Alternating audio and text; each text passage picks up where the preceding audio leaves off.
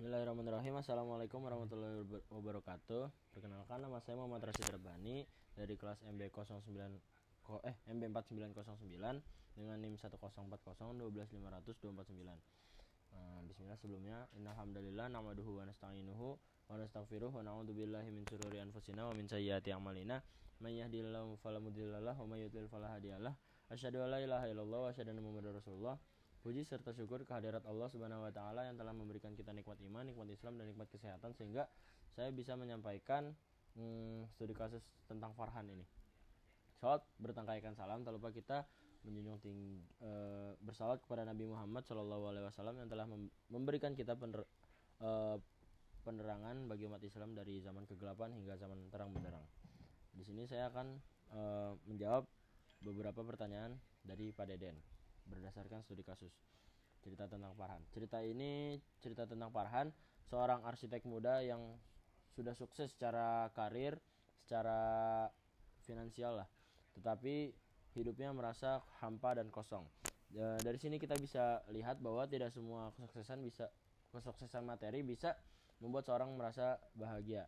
Dalam Islam, kondisi ini bisa terjadi karena seorang telah jauh dari Allah Subhanahu wa taala. Seperti yang dijelaskan di Al-Quran bahwa hati akan menjadi tenang hanya dengan mengingat Allah Subhanahu wa taala. Jadi wajar aja kalau Farhan merasa hampa hidupnya karena hidupnya belum sepenuhnya dekat dengan nilai-nilai agama Islam. Lalu Farhan mulai berubah. Ia mulai mendekatkan diri kepada Allah Subhanahu wa taala dengan menjalankan sholat 5 waktu, suka berbagi kepada orang lain, pokoknya beribadahlah, beramal baik. Ini mewujudkan bahwa Farhan mulai memahami tujuan hidup yang sebenarnya. Di Islam dijelaskan bahwa manusia yang sebaik-baiknya manusia ialah yang bermanfaat bagi orang lain. Selain itu,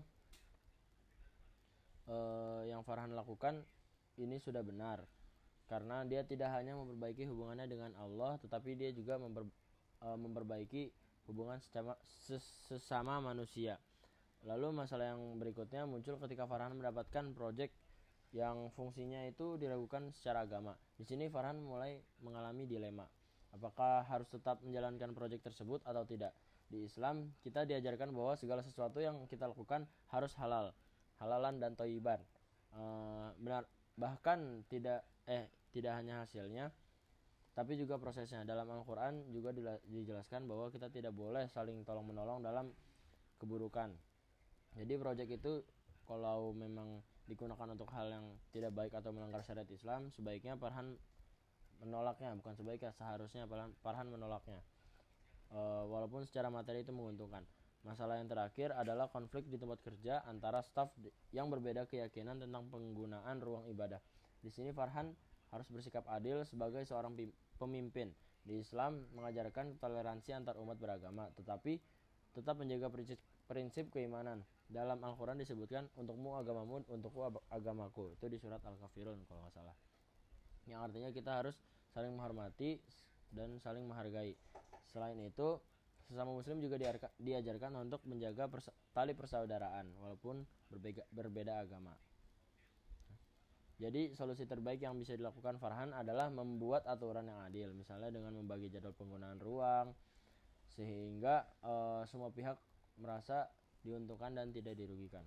Dari seluruh cerita ini kita bisa mengambil pelajaran bahwa hidup tidak hanya soal kesuksesan dunia, tapi juga harus seimbang dengan kehidupan akhirat. Ketika seorang merasa kosong, solusi terbaik ialah kembali kepada Allah Sang Pencipta. Selain itu, dalam bekerja harus memperhatikan apa yang halal dan apa yang haram. Dan dalam kehidupan kita dan kehidupan sosial kita harus bersikap adil dan saling menghargai sesama manusia. Mungkin hanya ini yang bisa saya sampaikan. Unzur man qala wala tanzur man qala. Billahi wa taufiq wal hidayah. Wassalamualaikum warahmatullahi wabarakatuh.